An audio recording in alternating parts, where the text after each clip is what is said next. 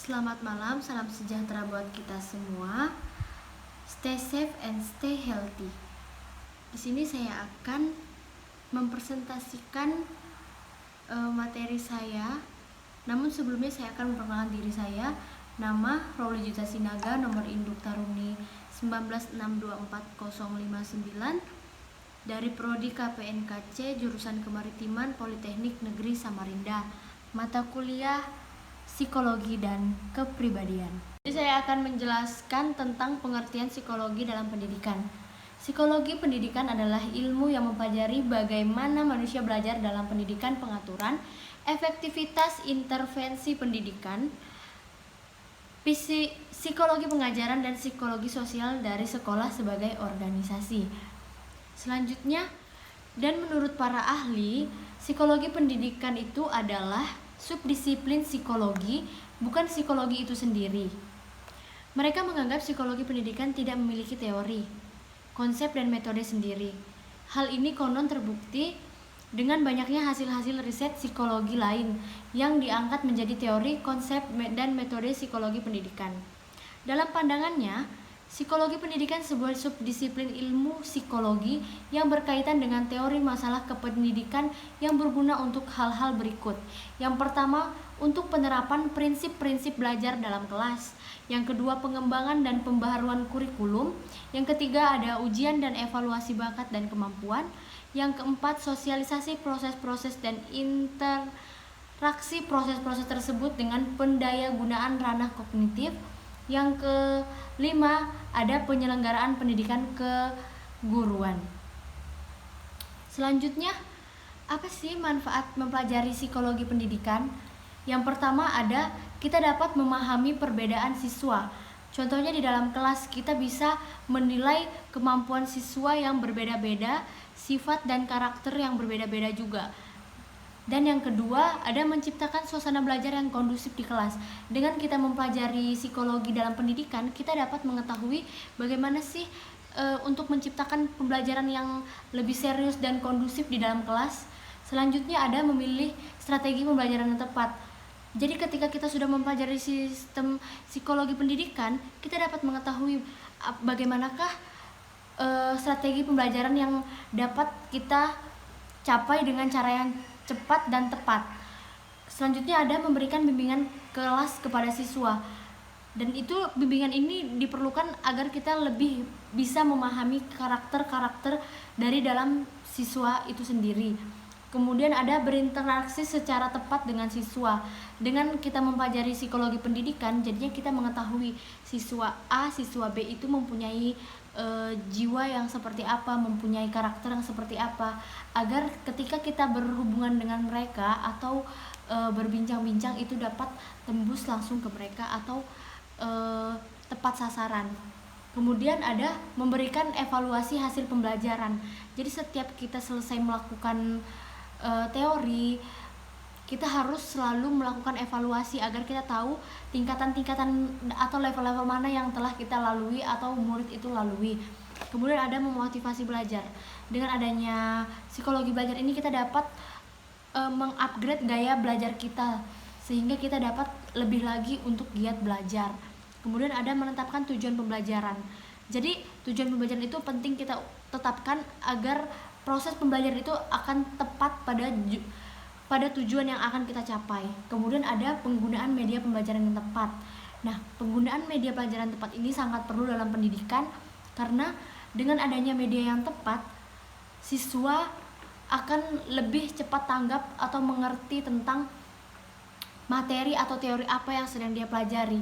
Media-media belajar itu berupa video visual dan juga mendengarkan musik ataupun mendengarkan materi yang akan diberikan. Kemudian ada penyusunan jadwal pembelajaran yang sesuai.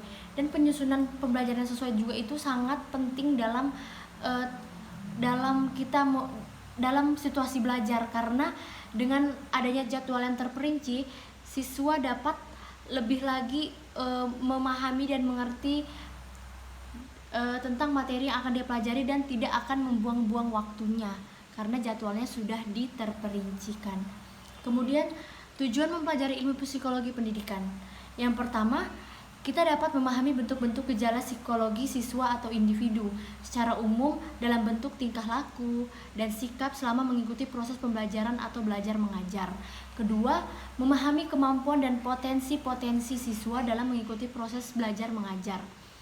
Kemudian kita dapat memahami bagaimana seharusnya pelaksanaan proses belajar mengajar agar tercapai semua tujuan pembelajaran secara efektif dan optimal. Yang keempat, ada membantu siswa mengembangkan berbagai jenis potensi dan kemampuan dalam bentuk proses pembelajaran berbasis pengembangan siswa-siswi.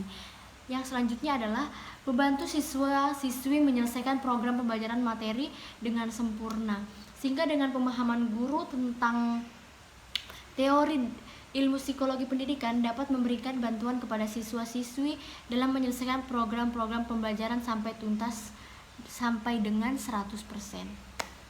Terus apa sih hubungan psikologi dengan pendidikan? Psikologi sebagai cabang ilmu pengetahuan adalah ilmu yang mempelajari tingkah laku manusia dalam berinteraksi dengan lingkungan untuk mencapai tujuan. Tingkah laku dalam pengertian ini adalah tingkah laku yang mempunyai tujuan. Jadi psikologi menjelaskan berbagai aspek perkembangan individu, melakukan analisis dan menjelaskan berbagai gejala-gejala jiwa manusia. Sedangkan pendidikan mengembangkan berbagai potensi yang secara luas melibatkan aspek fisik dan psikis pada manusia. Kemudian ruang lingkup psikologi pendidikan. Yang pertama adalah pokok bahasa mengenai belajar yang meliputi teori, prinsip, dan ciri khas perilaku belajar siswa dan sebagainya. Yang kedua, ada pokok bahasa mengenai proses belajar, yakni tahapan perbuatan dan peristiwa yang terjadi dalam kegiatan belajar siswa. Yang ketiga, ada pokok bahasa mengenai situasi belajar, suasana dan keadaan lingkungan baik bersifat fisik maupun non-fisik yang berhubungan dengan kegiatan belajar siswa. Kemudian ada teori perkembangan intelektual menurut Jean Piaget. Yang pertama ada tahap sensorik atau motorik. Itu terjadi pada manusia yang berusia 0 sampai dengan 2 tahun. Pada tahap ini, individu atau manusia itu sendiri memperoleh pengetahuan perkembangan intelektualnya melalui refleks-refleks untuk mengetahui dunianya. Dengan cara itu, manusia ini atau individu ini bisa mencapai kemampuan mempersepsikan ketetapan objek. Misalnya,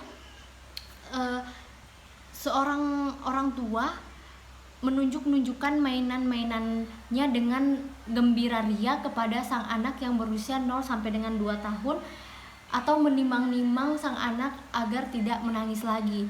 Dan itu disebut dengan tahap sensorik atau motorik. Dan yang kedua ada tahap praoperasional atau intuisi. Tahap ini terjadi ketika manusia berusia 2 sampai dengan 7 tahun. Pada fase ini, individu akan mendapatkan pengetahuan dan perkembangan intelektual melalui penggunaan simbol dan penyusunan tanggapan internal, seperti mencoba memicu-micu gerakan-gerakan anak lewat emosi atau perasaannya. Contohnya, orang tua atau orang sekitar anak tersebut memberikan mobil-mobilan atau bercakap-cakap dengan bahasa anak dan mencontohkan perilaku yang baik kepada anak, dan pasti anak itu akan menirukan. Dan kemudian ada yang ketiga, ada tahap konkret operasional. Tahap ini terjadi pada manusia yang berusia 7 sampai dengan 11 tahun. Dan pada tahap ini, manusia atau individu memperoleh pengetahuan dan perkembangan intelektual dengan menggunakan pikiran secara sistematis terhadap hal-hal atau objek yang konkret, mencapai kemampuan berpikir dan kemampuan mengkonversasikan atau memilah-milah. Misalnya, anak melihat api, anak mencoba memikirkan dan mulai menggunakan akal untuk membedakan atau memilah bahwa api itu panas atau dingin dan sebagainya. Dan dapat juga membedakan yang manakah perbuatan baik yang harus dilakukan ataupun perbuatan yang tidak baik untuk dilakukan. Pada tahap ini, seorang anak atau individu sudah dapat membedakan. Dan yang kemudian ada yang keempat, tahap formal operasional. Ini terjadi ketika manusia atau individu itu sendiri berusia 11 tahun ke atas. Pada fase ini, individu mendapatkan pengetahuan atau perkembangan intelektual dengan cara berpikir dan menganalisa, baik yang abstrak dan hipotesis. Contohnya, seorang anak melihat seekor anak ayam yang baru lahir atau menetas, kemudian besok mati, dan timbullah di pikiran seorang anak tersebut pertanyaan dalam pikirannya, kenapa harus mati? Mengapa tidak bergerak lagi? Terus ia berpikir lagi, oh sudah tidak bernapas, oh sudah tidak ada denyut apa-apa, dan coba dibantu untuk menggerakkan, tidak bergerak juga, oh berarti ini sudah mati. Jadi sang anak dapat memberikan kesimpulan bahwa yang bernyawa itu akan mati pada hakikatnya. Nah, yang kemudian saya akan menjelaskan tentang teori pertumbuhan intelektual kognitif menurut Branner. Yang pertama itu ada tahap enaktif, yaitu tahap di mana si anak memahami lingkungannya melalui aksi, perbuatan, kegiatan, tingkah laku, dan sebagainya. Misalnya, anak bermain telepon-teleponan atau belajar menulis atau coret-mencoret. Dan pada akhirnya dalam diri anak tersebut tercermin suatu keberhasilan. Contohnya anak yang baru masuk TK, mereka sudah bisa mencoret-coret, dan akhirnya ketika mereka membuat satu coret-coretan dan mereka dalam diri mereka menimbulkan rasa bangga dan akan memamerkan kepada orang terdekat mereka seperti orang tua, mama, papa, lihat gambaran saya bagus kan. Jadi timbullah di dalam hati mereka itu rasa keberhasilan atau kebanggaan sendiri. Dan yang kedua ada tahap ikonik, yang dimana tahap ini anak mendapatkan informasi imagery atau pesan. Ingatan visual berkembang, tapi siswa tetap membuat keputusan berdasarkan kesan sensoris yang diperolehnya, bukan lewat bahasa. Contohnya, seorang anak menonton film Teletubbies.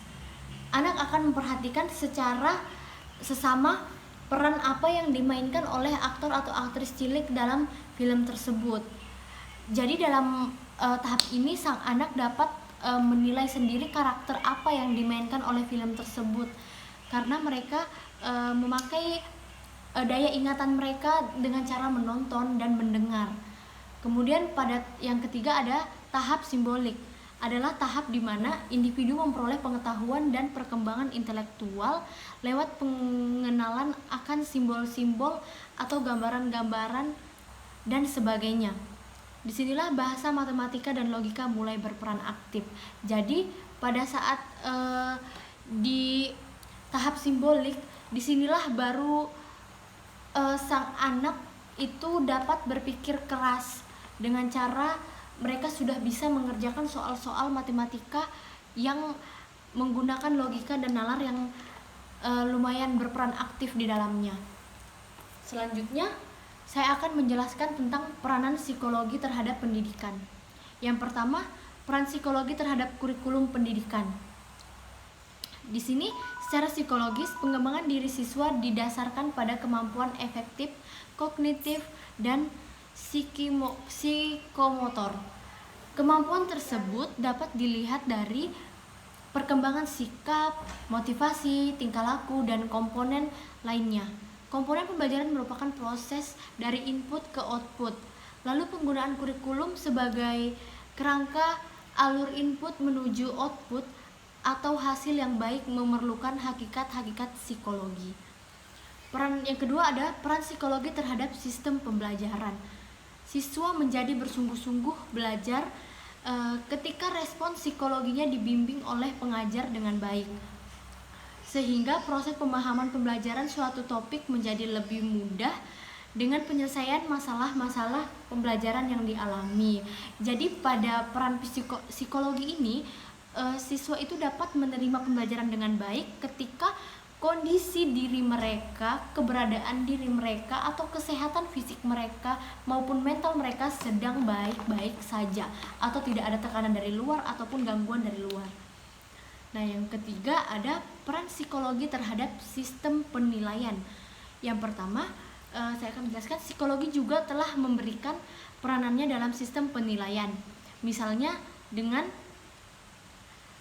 tes psikologi untuk mengetahui tingkat kecerdasan siswa, tes bakat untuk mengetahui bakat yang potensial terdapat dalam diri siswa, sehingga lebih mudah memberikan bimbingan dalam membantu mengembangkan potensi si siswa.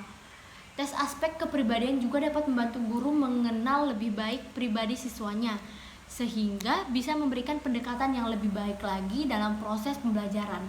Berbagai tes psikologi tersebut membantu memberikan penilaian terhadap masing-masing siswa untuk mempermudah menjembatani keinginan, potensi maupun impian siswa sesuai dengan kemampuan dan bakatnya. Saya rasa hanya itu yang bisa saya sampaikan tentang psikologi dalam pendidikan. Kiranya dari teman-teman ingin menambahkan atau ingin bertanya, bisa langsung komen di kolom komentar, dan saya ucapkan terima kasih atas perhatiannya.